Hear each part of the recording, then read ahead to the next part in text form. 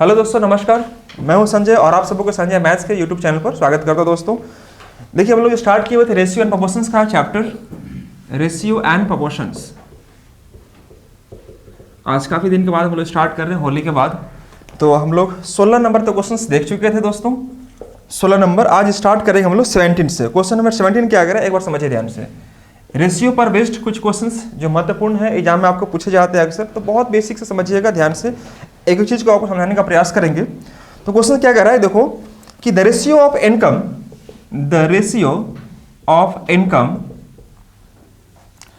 Of A and B, of A and B is 3:2, 3:2 है। And there expenditure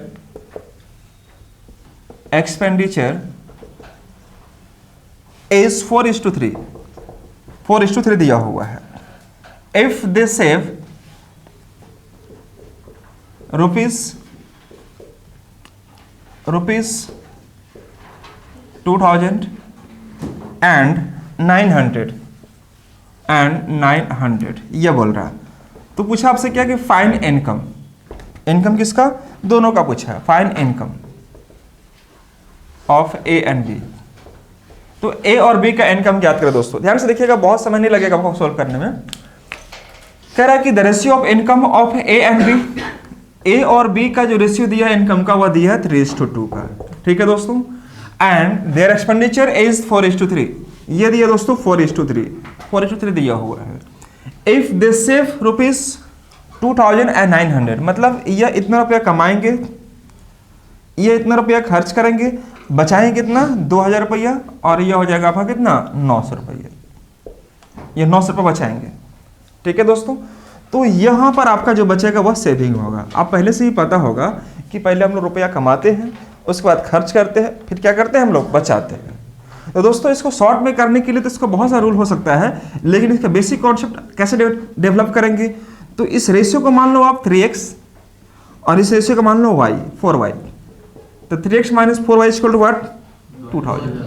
तो आप यहाँ से आप निकाल सकते हैं। उसी प्रकार से अगर यह x हो गया तो ये भी x हो जाएगा, 2x हो जाएगा, ये आपका 2x minus 3y equal to कितना बनेगा दोस्त, 900 रुपया। एक क्वेश्चन फर्स्ट एंड सेकंड से x y का मान निकाल पाएंगे दोस्त, कुछ तो बोलो हाँ हो ना। 10th क्लास में आपने पढ़ा होगा ये सब चीजें कि 3x minus 4y equal to इतना और 2x minus 3y equal to 900। तो आप इसको बराबर कर लो। यहाँ पर 4 से गुना करेंगे, यहाँ पर सॉरी 3 से गुना करेंगे, यहाँ पर कितना से 4 से गुना करेंगे, तो ये बराबर हो जाएगा। तो यहाँ पर x का मान आएगा, x का मान आएगा, x का वैल्यू निकलेगा, और जहाँ x का वैल्यू निकलेगा आप इसमें गुना कर देंगे, वह इसका इनकम निकल जाएगा। That is right answers. मेरी बात को समझिएगा ध्यान से। हमने आपको बताया कि यह रेशियो को मैंने 3x मान लिया, तो यह 2x हो जाएगा। तो 3x minus 4y equal to 2000, 2x minus 3y equal to 900। यहाँ से समीकरण 1 एवं 2 से लेकर बराबर करेंगे, 2 से x y का मान निकलेगा। सिर्फ x निकालने से काम चल जाएगा, क्योंकि हमें सिर्फ पूछा है इनकम, तो इनकम यहाँ से गुना कर देंगे निकाल कर। कोई डाउट किसी बच्चे को है? चले ये चीज़ आप कर लेना। लेकिन हम आपको शॉर्ट क्या करवाएंगे कि देखो जी, यहाँ से आप यहाँ गुना करो, 3 तिया कितना हो जाएगा, 9, 4 दूनी के 8, यह 8 हो गया। तो 9 और 8 का अंतर कितना हो गया, 1 का। यहाँ देखो 3 गुने 2 कितना हो जाएगा, 6000, और यहाँ 4 9 3600। ठीक है दोस्तों। अब इन दोनों का बीच का अंतर कितना का हो जाएगा, 2400। तो देखो एक यूनिट का मान कितना हो गया, 2400। तो 1 का मान 2400, तो 3 का मान कितना हो जाएगा, 7200। मतलब 1 का इनकम कितना निकल गया, 7200। उसी प्रकार से 1 का मान 2400, 2 का मान कितना आ जाएगा, 4800, और यही इसका आंसर बन गया। That is right answer. अब वैसे भी ट्राई करेंगे, आंसर आपका यहाँ पर आ जाएगा। मैंने फिर समझा रहा हूँ आपको। 3 3 जा 9, 4 2 जा 8, इन दोनों का बीच का जो डिफरेंस आप यहाँ मेंशन कर दो 1। अब जो 3 से गुना करेंगे 2 में 6000, 4 से गुना करेंगे 9 में 3600, इन दोनों का बीच का डिफरेंस कितना का आएगा, 2400 का। और यही 1 का मान कितना हो गया, 2400। अगर 1 का मान 2400, हमसे पूछा क्या इनकम, तो 3 का मान कितना हो जाएगा, 7200, और 2 का मान कितना हो जाएगा, 4800। ये इनकम निकलेगा। एक्सपेंडिचर पूछा तो आप बताइए कि 7200 रुपया कमा रहे हैं, खर्च कर रहे 2000 रुपया, सॉरी बचा रहे 2000 रुपया, तो खर्च कितना कर रहे होंगे,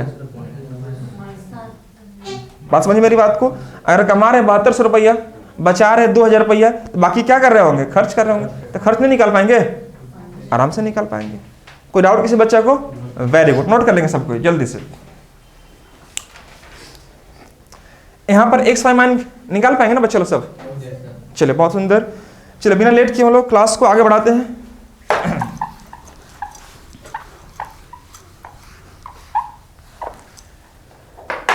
अगला क्वेश्चन कुछ इस प्रकार से है, क्वेश्चन में 18 देखना कि the ratio of amount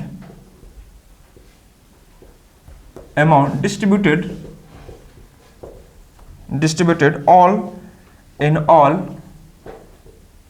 male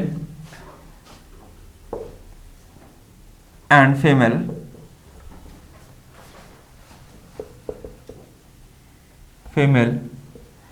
is 6:5,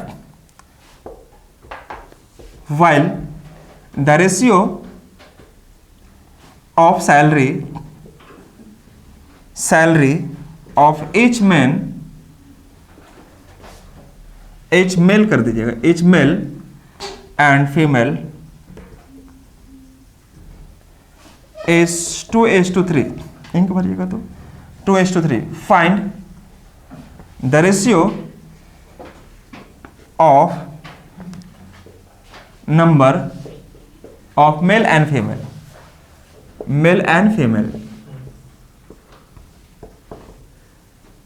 दोस्तों यह कह रहा है आपसे, आप एक बात बताना, यहाँ पर छोटी सी बात आप मेरे को समझाना, आप यहाँ पर समझिएगा ध्यान से। जैसे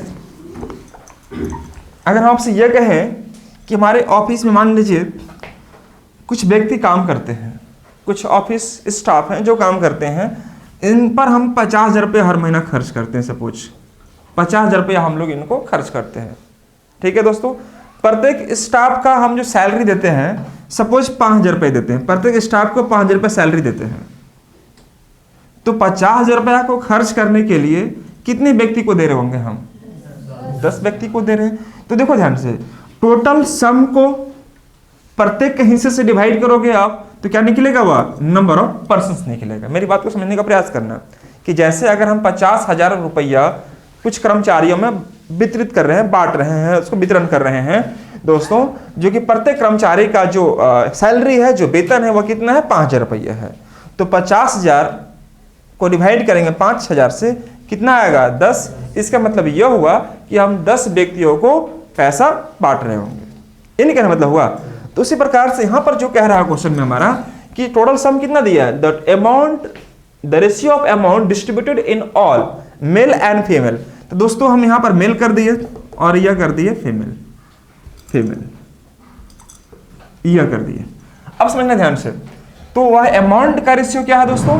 6:5, 6:5 का रेशियो में हम पैसा को डिस्ट्रीब्यूट करते हैं। 6 और 5 यह इनका अमाउंट हो गया, 6 और 5 के रेशियो में हम बांटते हैं। यह हो गया किसका? अमाउंट का रेशियो हो गया, ठीक है दोस्त। उसके बाद देखना कि while the ratio of salary of each male and female, मतलब प्रत्येक पुरुष और महिला का जो सैलरी का जो रेशियो है वह कितना है? 2:3। यह हुआ each सैलरी, प्रत्येक का सैलरी कितना बन रहा है दोस्तों? अभी जस्ट मैंने बताया था आपको कि नंबर ऑफ पर्सन्स निकालने के लिए, क्या करेंगे? टोटल सम को डिवाइड करते हैं प्रत्येक के सैलरी से, अर्थात 6/2 कर देंगे और यहाँ पर 5/3 कर देंगे। हाँ या ना दोस्तों? यह क्या निकल जाएगा? नंबर ऑफ पर्सन, व्यक्तियों की संख्या निकल जाएगी। 2 और 3 कितना एलसीएम? 6। तो 6 से आप यहाँ गुना करो, 6 से आप यहाँ गुना करो, 2 3 6, और यहाँ पे कितना बनेगा? 3 दूनी 6। तो 6 3 18, या 2 3 6 भी कर सकते हैं इसको आप, तो 3 3 9 और यह 5, यानी कि 9:5 का रेशियो आपका आंसर आ जाएगा। 9:5 का रेशियो आपका एग्जैक्ट आंसर आएगा। तो यह निकलेगा हमारा नंबर ऑफ पर्सन, जो कि हमसे क्वेश्चन में यही कह रहा था कि हमारे पास टोटल जो अमाउंट है उसका रेशियो दिया है 6:5 का मेरे भाई, और उसके बाद यह कह रहा है कि हमारे पास जो प्रत्येक व्यक्तियों का जो सैलरी का जो रेशियो है वो है हमारा 2:3। तो हम क्या करते हैं कि टोटल सैलरी को, जितना भी अमाउंट है उसको इच के सैलरी से डिवाइड करते हैं, और जो रेशियो कहलाता है वह नंबर ऑफ पर्सन का रेशियो आता है। फटाफट इसको नोट कर लेंगे और हम लोग बढ़ते हैं अगले क्वेश्चन की ओर। मुझे लगता है मेरी बात को समझ रहे हैं, मैं एक बार और मैं समझा चुका हूं इसके बारे में। मैं दोबारा बता रहा हूँ आपको, तो एक बार आपको अच्छे से क्लियर हो चुका है, इसलिए मैं थोड़ा शॉर्ट में करते हुए आगे बढ़ने का प्रयास करता हूँ।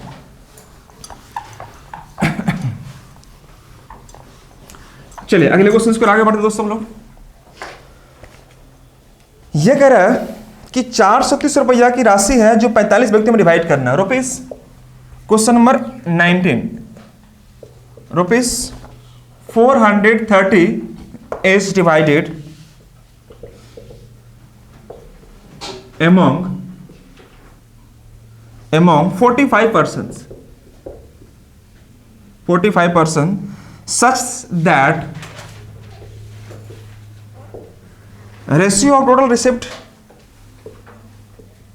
of total amount received by all men, women and children are in the ratio of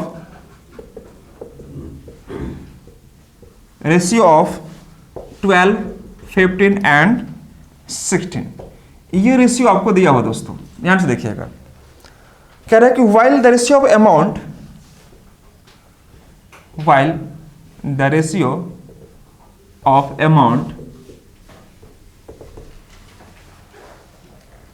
received by each man, woman,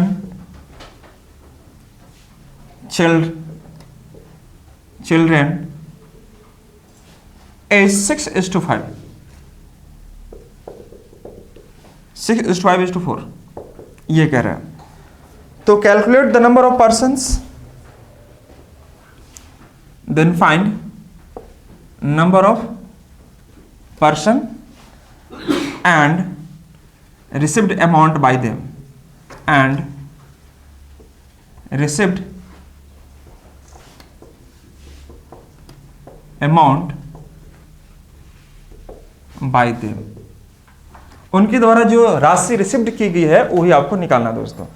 चलिए कोई बात नहीं, थोड़ा सा क्वेश्चन लिखने में टाइम लग रहा है, लेकिन मुझे लगता है आप समझ पा रहे होंगे मैं क्या लिखना चाह रहा हूँ। ये क्वेश्चन कुछ इस प्रकार से है, ध्यान से देखिएगा।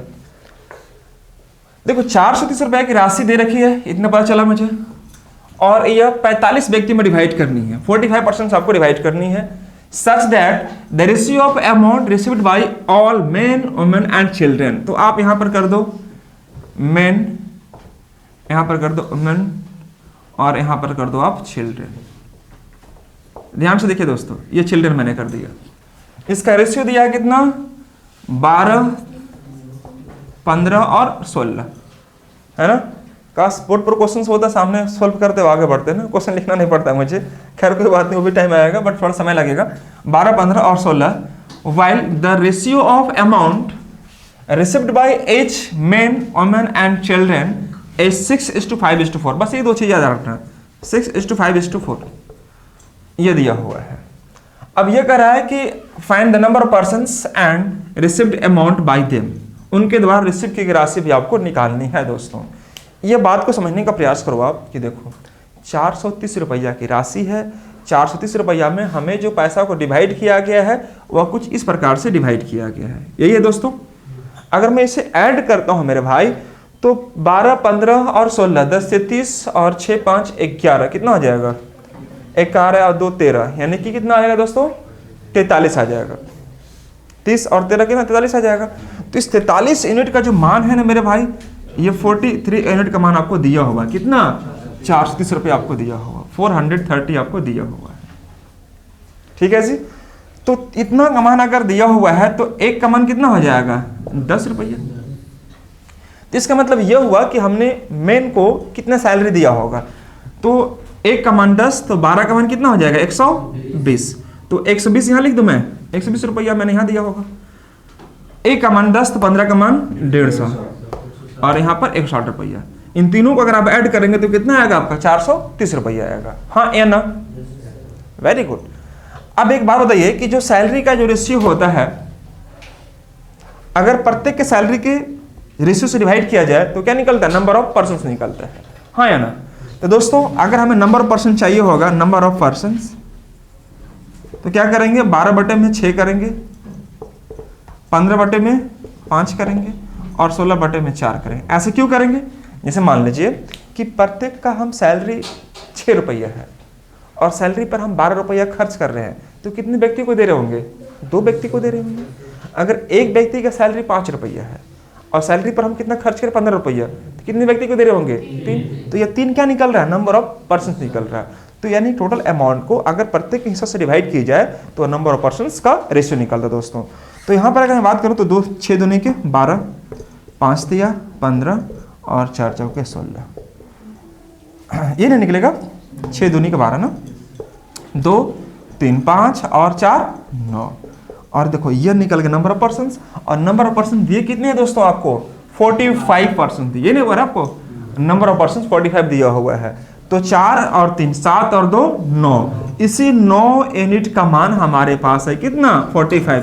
तो ए का मान कितना हो जाएगा? 5। 9 का मान अगर 45 तो ए का मान कितना? 5 हो गया। तो यह कितना निकलेगा? 10। यह कितना निकलेगा दोस्त? सॉरी 5 या 15 ना बाबू, यह 15 निकलेगा और यह 5 के 20 निकलेगा। ये क्या निकल रहे हैं? हमारे नंबर ऑफ पर्सन निकल रहे हैं। नंबर ऑफ पर्सन, एक का मान